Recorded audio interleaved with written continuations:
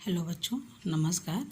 मैं उमा श्रीवास्तव, आपकी हिंदी अध्यापिका। बच्चों, इसके पहले मैंने जो वीडियो डाला था वह नौका विहार का प्रथम पद था। इसके रचनाकार कौन थे? सुमित्रा नंदन पंत थे। अब मैं दूसरा पद उन्हीं का डाल रही हूँ। इसकी व्याख्या आप सुनिए और इसके व्याख्या के द्वारा जो प्रश्न पूछे जाएंगे उसका आप उत्तर दीजिएगा। चांदनी रात का प्रथम प्रहर, हम चले नाव लेकर सत्वर, सिकता की सस्मित सीपी पर, मोती सी ज्योत्सना रही विचर। लो पाले चढ़ी उठा लंगर, मृदु मंद मंद मंथर मंथर, लघु तरणि हंसनी सी सुंदर। तिर रही खोल पालो के पर, निश्चल जल के शुचि दर्पण पर, बिंबित हो रजत पुलिन निर्भर। दुहरे ऊंचे लगते छड़भर, काला कांकर का राजभवन, सोया जल में निश्चिंत प्रमन, पलकों पर वैभव स्वप्न सघन। चांदनी रात का प्रथम प्रहर था। प्रथम प्रहर मतलब क्या होता है? सायंकाल, जब सूर्य डूबने के कगार पर आ जाते हैं और चंद्रमा निकलने लगता है, उस समय का वर्णन यहाँ पर है। तो चांदनी रात का प्रथम प्रहर था और कवि कहते हैं कि उस समय हम अपने नाव को लेकर शीघ्र ही गंगा में उतर पड़े। उस समय के वातावरण का वह चित्रण करते हुए कहते हैं कि सिकता की सस्मित सीपी पर, उस जो गंगा के तट पर बालू था उस पर ज्योत्सना मतलब चांदनी रात की जो किरणें पड़ रही थी वह किसके समान लग रही थी? सीपी में जैसे मोती झलकता है उसके सदृश लग रही थी। लो पाले चढ़ी उठा लंगर, ऐसे वातावरण में उन्होंने अपने नाव को आगे बढ़ाने के लिए लंगर को उठा लिया। लंगर किसको कहते हैं? जिससे नाव को धीरे धीरे आगे बढ़ाते हैं। मृदु मंद मंद, इस प्रकार से धीरे धीरे वह नाव जब जल में प्रवेश करके आगे बढ़ती है तो उसके सौंदर्य का वर्णन करते हुए कवि कहते हैं कि लघु तरणि, वह नाव जो छोटी नाव थी वह कैसी प्रतीत होती है? हंसनी सी सुंदर। मतलब यहाँ पे उत्प्रेक्षा अलंकार है। वह किसके समान प्रतीत होती है? हंसनी के समान प्रतीत होती है।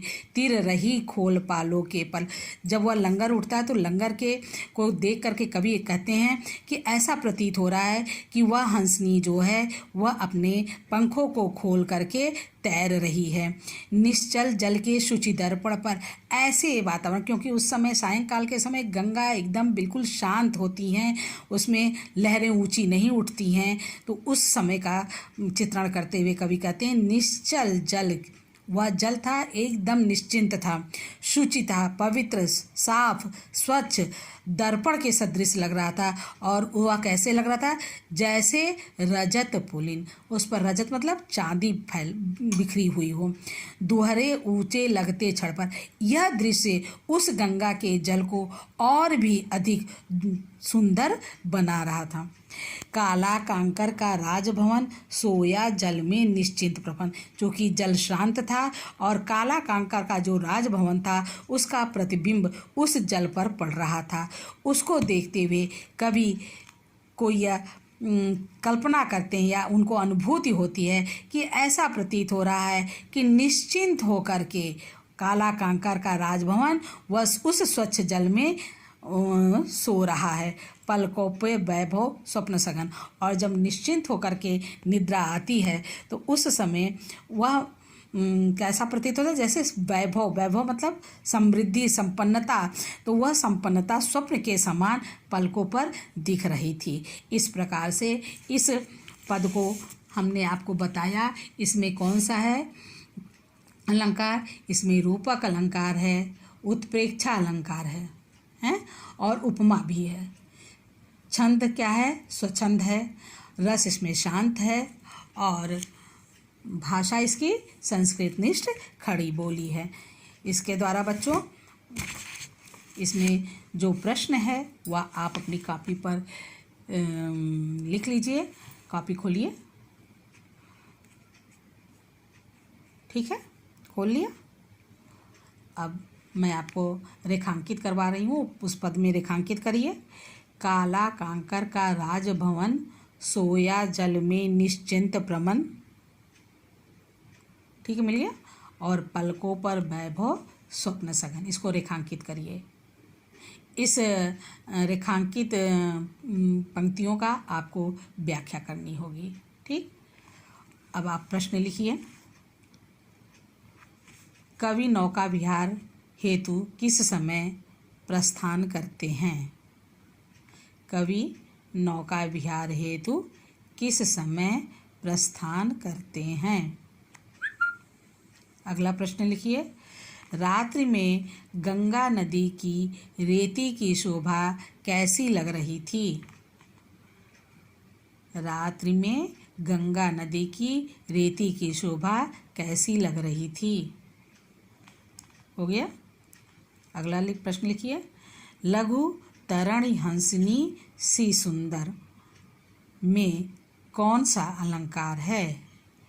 लघु तरणि हंसिनी सी सुंदर में कौन सा अलंकार है? ठीक, और अंतिम प्रश्न है। पाठ का शीर्षक तथा कवि का नाम बताइए। पाठ का शीर्षक तथा कवि का नाम बताइए। इसको आप अपनी कॉपी पर आज के दिनांक डाल करके इसका उत्तर लिखिएगा। ठीक है, और जो न समझ में आए वह आप हमें कमेंट के माध्यम से पूछ सकती हैं। ठीक है बच्चों, हो गया। चलो,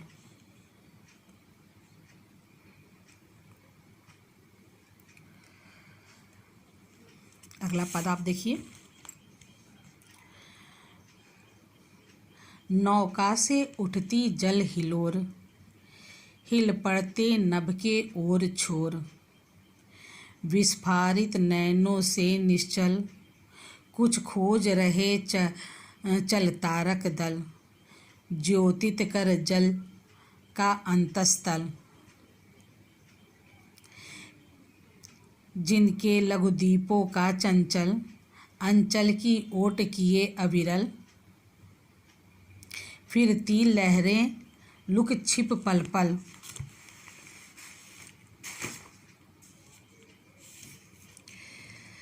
सामने शुक्र की छवि झलमल। सामने शुक्र की छवि झलमल, पैरती परी सी जल में कल। रुपहरे कचों में हो ओझल, लहरों के घूंघट से झुक झुक। दशमी की शशि निज तिर्यक मुख, दिखलाता मुग्धा सा रुक रुक। बच्चों, इसमें इस पद में आप कठिन प्रश्न को लिखिए।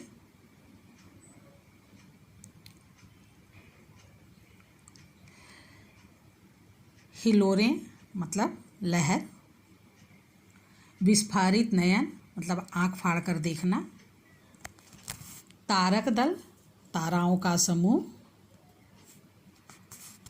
ज्योतित चांदनी रात की प्रकाश, अंतस्तल भीतरी भाग, कच मतलब बाल, तिर्यक मुख मतलब तिरछा मुंह। चलिए अब देखते हैं। नौका से उठती जल हिलोर। नौका विहार के समय गंगा के मनमोहक सौंदर्य का वर्णन किया गया है। जब गंगा में नौका चलती है तो उससे उठने वाली लहरों के कारण गंगा में प्रतिबिंब से सारा आकाश हिलता हुआ दिखता है। नौका से उठती जल हिलोर, हिल उठते नभ के ओर छोर, यानी पूरा आकाश ऐसा प्रतीत हो रहा है कि आकाश जो है वह हिल रहा है। विस्फारित नैनों से निश्चल, जल खोज रहे चर तारक दल। ज्योतित कर जल का अंतस्तर, गंगा का जल शांत हो जाने पर उसमें जो ताराओं के प्रतिबिंब पड़ते हैं वह ऐसा मालूम होता है जैसे जल के अंदर का भाग प्रकाशित करके उसने अपनी आंखें फाड़ फाड़ कर कुछ देख रहा हो। ठीक,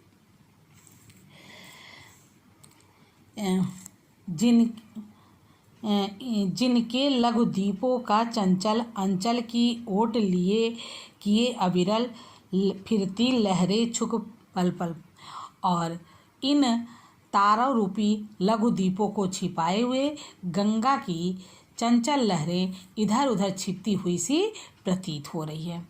सामने शुक्र की छवि झलमल, पैरती परी सी जल के कल। सामने शुक्र तारा झिलमिला रहा है और उसकी शोभा का प्रतिबिंब परी के सदृश लग रहा है, जो कभी कभी चांदनी जैसे रुपहले बालों को अर्थात गंगा की लहरों में छिप जाती है। लहरों की घूंघट में झुक झुक दशमी का शशि निज तिर्यक मुख दिखलाता मुग्धा सा रुक रुक। यहाँ पर नायिका का वर्णन किया गया है कि वह अपना सुंदर मुख अपने घूंघट में, ऐसा प्रतीत होता है कि वह अपना सुंदर मुख जो है लहरों रूपी घूंघट में छिपा लेती है और धीरे धीरे उसको खोल खोल करके तिरछी नज़र से गंगा की सुंदरता जो है वह दिखाई देती है। चंद्रमा जो है अपना तिरछा मुख किए हुए है और लहरों की चंचलता के कारण वह छिप जाता है। तो इसमें बच्चों कवि जो हैं गंगा की लहरों की तुलना किससे किए हैं, इसको लिखिएगा और इस पद की संदर्भ सहित व्याख्या आप करिएगा। इस पद का संदर्भ सहित व्याख्या करिएगा। ठीक, धन्यवाद।